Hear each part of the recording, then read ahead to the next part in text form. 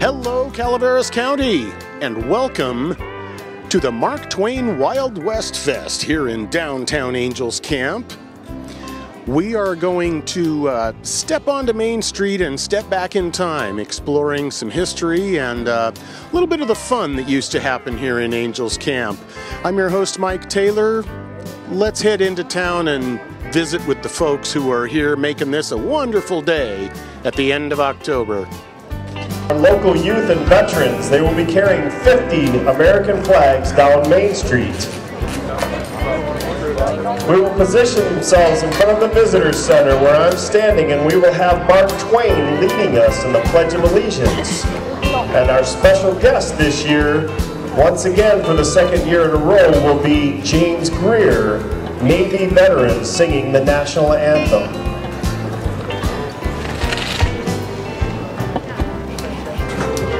Lots of celebrities today with Mark Twain and Henry Angel and Stella McGuire, to name just a few.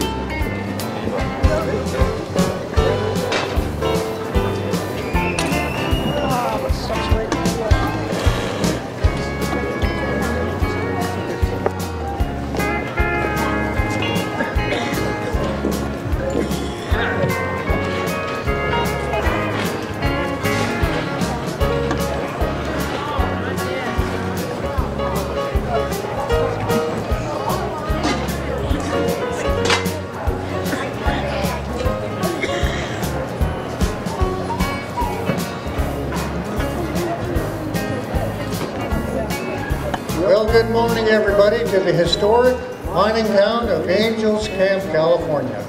We want to welcome you to the Mark Twain Wild West Fest. Are you ready for a day full of family fun? I do believe that we're all going to strike it rich with a wagon load of fun here. In fact, a freight wagon load of fun all day today in Angels Camp. So I would like to invite everyone now to join us all together. Let us honor the United States of America. I invite you now to join us all in the Pledge of Allegiance.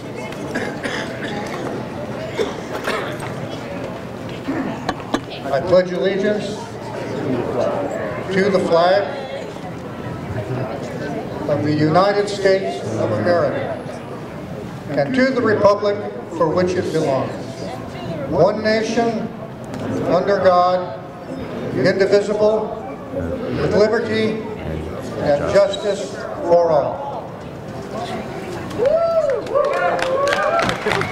God bless the United States of America. Thank you, Mark Twain. And now we'll hear from James Greer for our Star-Spangled Banner. Oh, say, can you see by the dawn's early light what so proudly we hailed at the twilight's last gleaming, whose broad stripes and bright stars through the perilous fight, o'er the ramparts we watched were so gallantly streaming, and the rockets with glare, their bombs bursting in air, gave proof through the night that our flag was still there. Oh, say does that star-spangled banner yet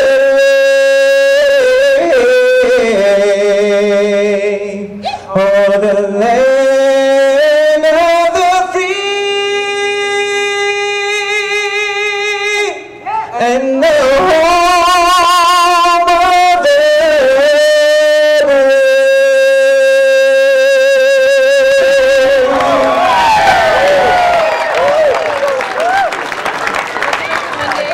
Fantastic job, JS Fest.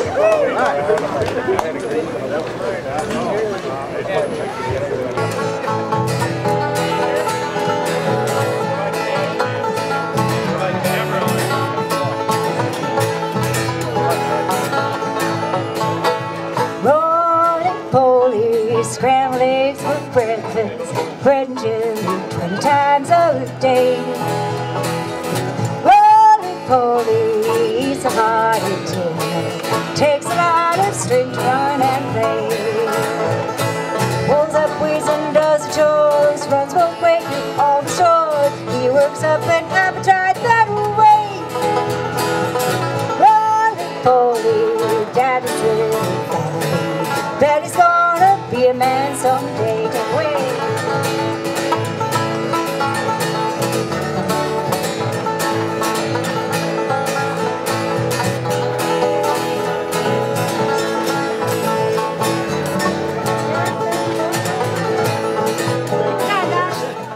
Michaela, tell us about your business. So I started raising dairy goats about 5 years ago. Had tons of extra milk and thought, try this soap making process and see what happens, and I loved it. It started selling like crazy, and so yeah, I've been doing it for 5 years. We have 3 goats right now. Really, is that all? And does that give you enough milk to make enough soap? It does. I have one goat that makes 20 pounds a day. Wow, that's a lot. And is that, I don't know anything, is that with or without kids? So she kids once a year, and then I bottle feed the babies and then start milking her twice a day. Nice. And what are some of your most popular, I'll call them flavors, do you call them scents? Fragrances, scents, yeah. So some we use essential oils, some we use fragrances. Probably my most popular is my lavender essential oil. And then the activated charcoal. People really like to use that for a face wash. And then it kind of is a toss-up, you know, time of year. Cucumber melon I can't seem to make enough of in summer. I don't really sell it this time of year. The love spell is really popular, and then we go into men's scents that are like our green clover field and leather. Yeah, I was noticing this one earlier today, and this one really does have it's almost like that soap that comes from the Emerald Isle, supposedly. But what's the hardest part about doing all this? Is it actually making the soap? The soap making process is pretty easy once you figure out how to do it safely, because you are working with chemicals and lye and saponification and all that, so it's a little scientific, but it's pretty much making it, and then you just wait 6 weeks for it to cure and harden and turn into the bars of soap. All right, well then the last thing, how about this Mark Twain Wild West Fest? How has that been for you? It's fun. This is my 4th year doing it, and we'll probably keep coming back. It's always a fun, good event. Perfect. Well, keep an eye out for these Bobina soaps. You'll find them at events a lot like this, right? Yes, and we are at Spence Feed, the Calaveras Visitor Center downtown, Blooms and Things, Moke Hill Nuts, and Hearst Ranch in Jamestown. There you go. Keep an eye out for them, folks, and you'll be clean and smell good at the same time. We got the best jerky here that you could ever ask for. We got beef brisket, we got bacon jerky, and all kinds of different flavors. You don't even know the flavors that we're bringing out. I encourage you to come out and try some of these samples. Best samples you'll ever have.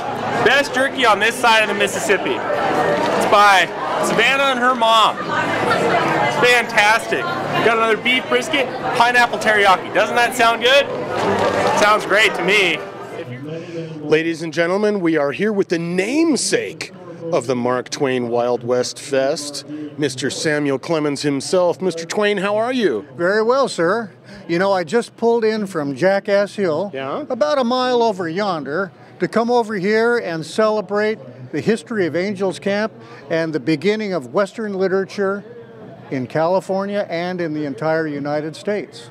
Well, and that's mostly your fault, isn't it? All that great literature? It's all my fault. It's all those stories that I heard over at Jackass Hill and all through the Gold Rush country and on the Comstock Lode. Well, I got all those stories the old-fashioned way. I stole them. You stole them? Then I put a copyright on them. There you go. That's perfect. The rest, you may say, is American history. That's it. That's it. So I'm over here today at the Mark Twain Wild West Fest. This is a great family event, And there are activities here for the children, petting zoo, roping contest, storytelling, plenty of music, the old cowboy music. Oh, yeah. The old West music. Yep. And lots of great food and great folks to, you know, from the local community here and coming in from all over the state of California. Yeah, that's something else. How much time have you actually spent here in Angels Camp, and what did you think about the town when you were here? Well, you know, back in the day, which was 1864 and 65, that winter, I was here for a total of 88 days. Okay. A little over 3 months. And, well, I traveled over here to Angels Camp, and that's where we heard the story of the jumping frog of Calaveras. Oh, right here down at the Angels Hotel. Yeah. So we were talking about the frog jump, Mr. Twain, and what are your thoughts on that today? Well, okay, here we are again in historic Angels Camp. We're right in front of one of the most historic buildings in California right here. And you know, back in the 1920s, the town decided to have a revival of the entire frog jump story and the history of Mark Twain. So what they did was they started the Frog Jump Jubilee. Now every spring in May, right around the 15th to the 17th or 18th of May, they have the Frog Jump Jubilee, which is a fair, a county fair. And then now we've added on the Mark Twain Wild West Fest, which is in the fall, and usually between October 18th or October 21st, right in at that time. So we have something in the spring, celebration in the fall, to celebrate the great history of Angels Camp, Mark Twain, and American literature out west. All right, so folks, we've been talking to Mark Twain, but actually Mark Twain, around these parts anyway, is Pat Connor. Pat, you portray Mr. Twain, because you don't call it impersonation, do you? No, I like to say portray because impersonation sounds like I'm breaking the law. And so I am a historic reenactor. I do Mark Twain. I travel all over California and into western Nevada. And today I'm the gold mining Mark Twain with a beard. I just got back from Jackass Hill and heard a couple of good stories there with the Gillis boys. Yeah. And those Gillis boys, you were telling me, they played a pretty big part in Western literature. You know, you're right. In fact, they are the unsung heroes of American literature out west. They told the stories that Bret Harte and Mark Twain heard when Bret Harte and Mark Twain both stayed at that cabin on Jackass Hill. And Bret Harte and Twain, they were smart enough to write those stories down and send them back east, where they spread like a western wildfire. They really did, and Mark Twain's words were right there leading the charge, weren't they? Yeah, as a matter of fact, then of course later on, you saw the beginning of Western, you know, American Western literature. So you had Twain publishing Roughing It in 1872, and you also had Bret Harte publishing his volume of short stories in the late 1850s. So you had these two authors out west publishing these stories they heard in the gold mining camps out here. Yeah. And it started a writing genre that continued on. And they were stories about big country, tall tales, you know, and the Easterners loved them. And later, of course, the genre spread over into Europe and became very popular in Europe. So this was the very beginning of what we now know as the Western, the American film Western out here. Yeah. Because, you know, think about it, you went from the first writings of Mark Twain and Bret Harte, then you went later to Zane Grey, you know, and publishing those Western novels. Yeah. You had all the Western artists like Bierstadt and Russell painting scenes of the wild American West, you know. So you had art and literature of the West developing from that point forward. And then later, of course, you got like Buffalo Bill Cody's Wild West show. Yep. Was very popular, ran for maybe 25 years straight. And then from there, you went into Hollywood. Hollywood invented movies in the early 1900s, right? Yeah. And some of the first things they decided to make movies about were the Wild West. That was it. You know. And Pat, how long have you been portraying Mr. Twain? I've been doing this since, I've been doing this about 10 years altogether. Okay. And probably have maybe I'm going to say about 400 shows, you know, accomplished so far. Yeah. And mostly Northern California and Nevada? Yes, yeah. Okay. And what do you enjoy most about doing it? I mean, you picked, well, you look quite a bit alike. Yeah. And so you picked a guy who's got an incredible history. That must be a lot of fun.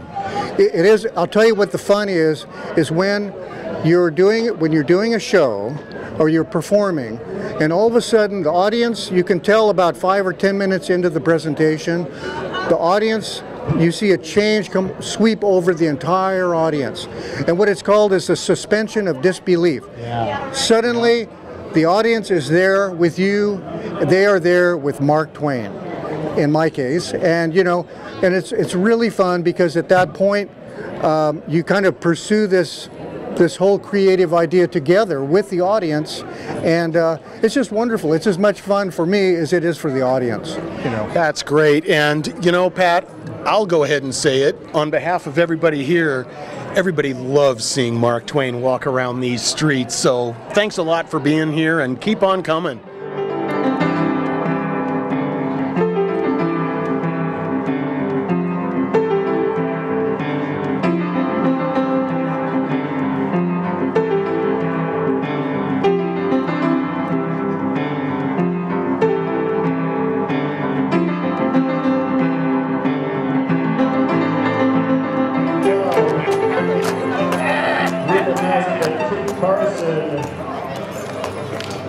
And the shady ladies are over in the What do you say? We gotta open that thing. Open that hole!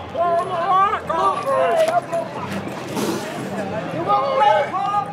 That's an old joke. Hey, watch out! Watch out! Your mom never taught you nothing, did she? I've done it, she didn't teach me.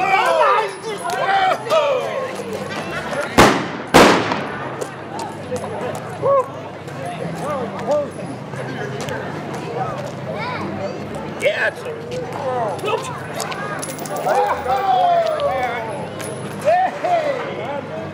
wow! Yeah, it's rolled! Hey! What are you boys doing? Nothing! Nothing! It's raining nickels! There's a Wells Fargo box there, the street's wide open. Where's the money? It's all over the street. Look at it. Come pick some up. Put the money back in the box, boys. We don't want no trouble, Sheriff. Well, you've got trouble. Put the money back in the box right now. Wait a minute. How many? There's only 2 of you, and we got 4 of us. Put the money back in the box. I did. Now get out of town. Okay. I'm leaving. Now. Okay.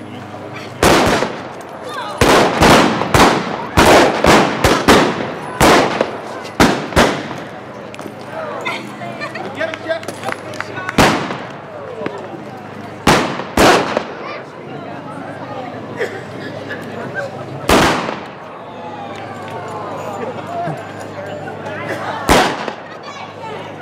That last one's gonna hurt.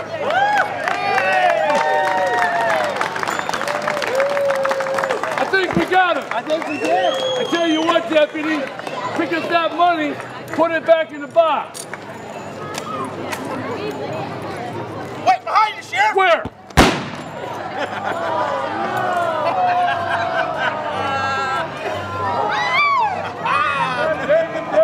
Fool me once, Sheriff.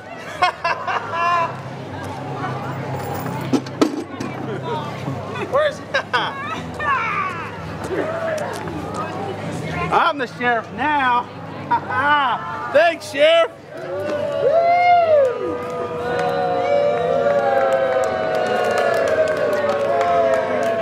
You got it, gang, folks. Thanks. Okay. Oh, that was fun. Thank you, folks. Next show, 12:30. Go and arrest a loved one. Hi, I'm John Kroll, a member of the Kit Carson Mountain Men. I'm here today with a number of other people celebrating the Mark Twain Gold Rush Days. Next to my nephew here is a famous miner, Charlie Chatfield. Hey, Charlie, say hi. Hello, folks.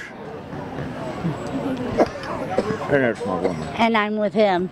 And she is. I'm Jeb Faddis, Kit Carson Mountain Man, and we're supposed to have some more of our mountain men here, but they're apparently out there eating on our dime. So anyway, this is what you get. I'm Clancy Sutton. I love to play cards, so if anybody's interested, I'll let you take a card, any card. And behind me and to my left is a famous outlaw gang that just kind of wandered into town here. I don't know if these guns are loaded or not, so we might have a shootout in a little while. And it brought some amazingly beautiful women with them. How you doing? They call me Black Angus of the Black Flag Gang. We come out, keep an eye on these gentlemen. With me right here, I have a couple of lovely ladies of the Can Du fromage, straight from Paris. So it makes me look pretty, right? You try, you try.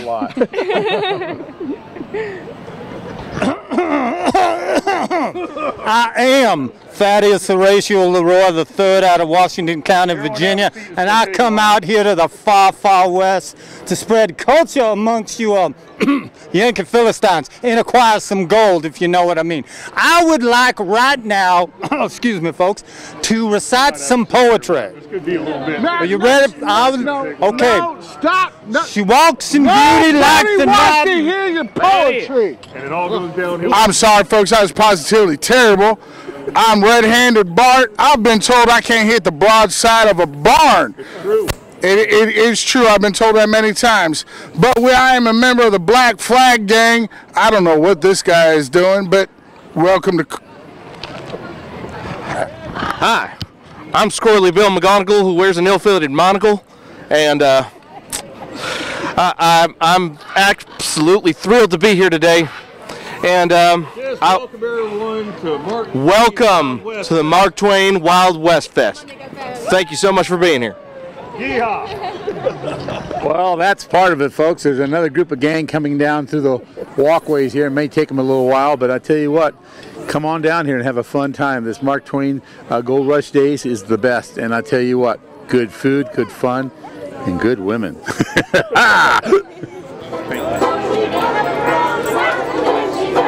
right in front.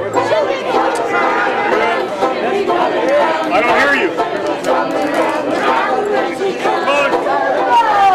Don't make me drag you up there to dance.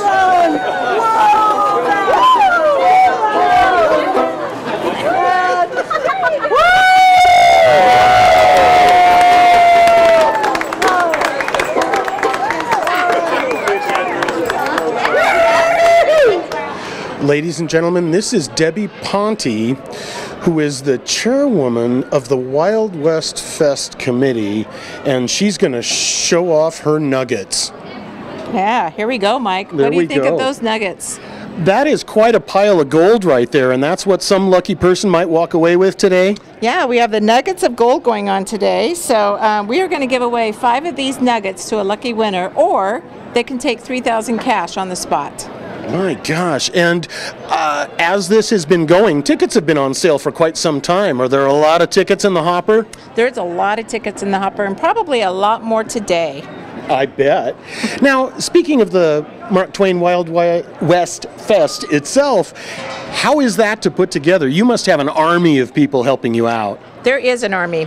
Actually, it's a village. Mm-hmm. That's how Henry Angel started here in the Gold Rush period. And so today there are about 20 people who work year-round in coordinating this event. So a lot of time and energy goes into it because of the love of our community. And you get a lot of folks who are locals who are participating in this, booths up and down the street and even helping out with some of the entertainment for the kids and everything. What do you attribute that to? Well, I think it's a love for Angels Camp and what we do here and what we stand for. So we love our heritage. We love our ranching families. We like the gold rush. We have mining background. So we try to tie all that together and bringing the gold rush kind of into the 2000 era. Perfect. And for folks in these modern times to keep track of this event, there's a website. What is that web address? Yeah, it's a website. So this event is sponsored by the Angels Camp Business Association, which is a membership agency of about 125 businesses here in town. And so it's angelscampbusiness.com. Okay. We're very active on social media. Yeah. So we have various people. We have a Mark Twain Wild West page on social media, as well as the Angels Camp Business Association. So there are lots of different ways people can learn about our event. Great, and congratulations on throwing such a great family-friendly day. Thank you. We're having a good time. We got Mark Twain here too, so hopefully you catch up with him. We have. Good. Thanks. Good. Thank you, Mike. Come on up, guys. You want to come on up? So on behalf of the city and the Frog Gun, we present you this plaque for the 2019 winners. It's pretty heavy, so I don't know if you guys want to pick it up, but you want it. There you go. Congratulations, you guys. It means a lot to me because without Mr. Gazulis, Mr. Denny, and Mr. Judici, I would not be here where I am today. They taught me everything I knew, and without them, I would not definitely be here today. Same as he said, without those three people, I don't think we would ever know about the frog jumps, or we wouldn't even be standing here today. So where are you guys from? San Jose. Wow, and how did you get involved with the World Champion team? My grandpa, where is he? Over there. He played on the same softball team as Mr. Gazulis, and they met playing softball. And then he brought him up here one year, and they liked it. And then he brought my mom up, and then ever since me and Maddie could walk, we've been going. Give him a round of applause. Amazing. And on behalf of the city, thank you for being here today, and we can't wait to put your name on the sidewalk.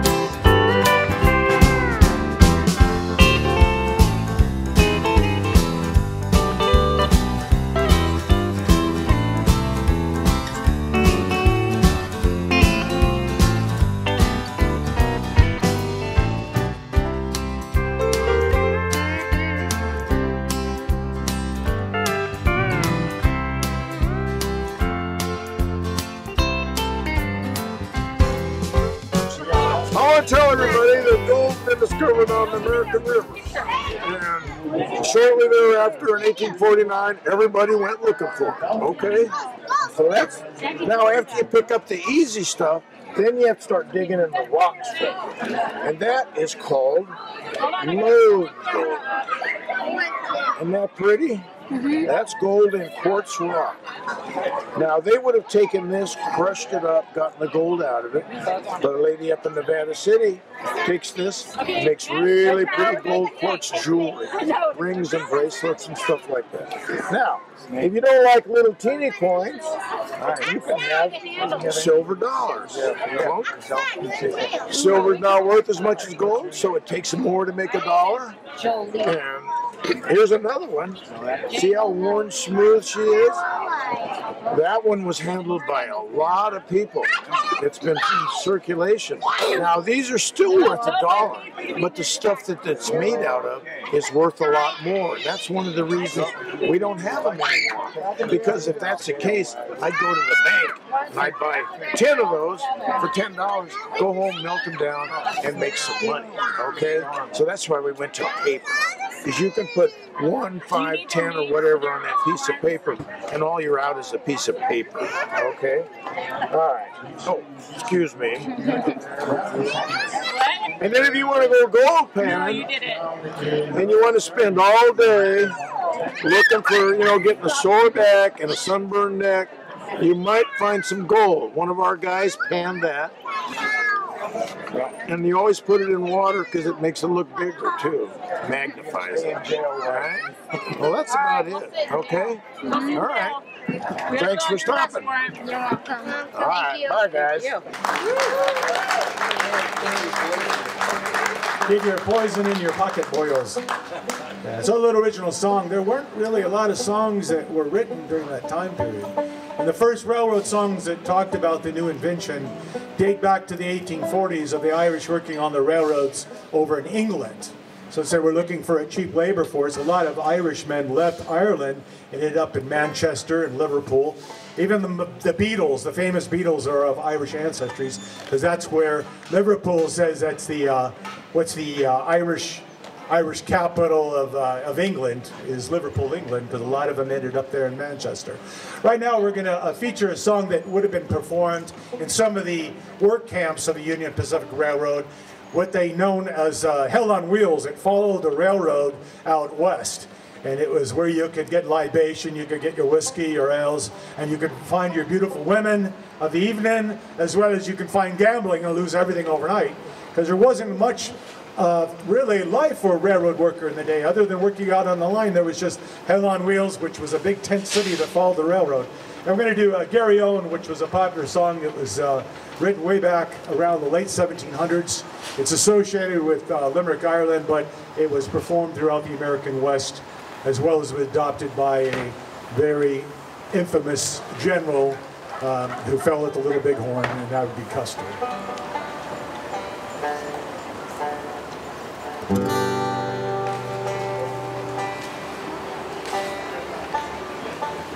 We're going to feature the banjo, and then this instrument here is called the melodeon, not to be confused with the piano accordion. Technology's a little older on these guys. They date back to the 1840s.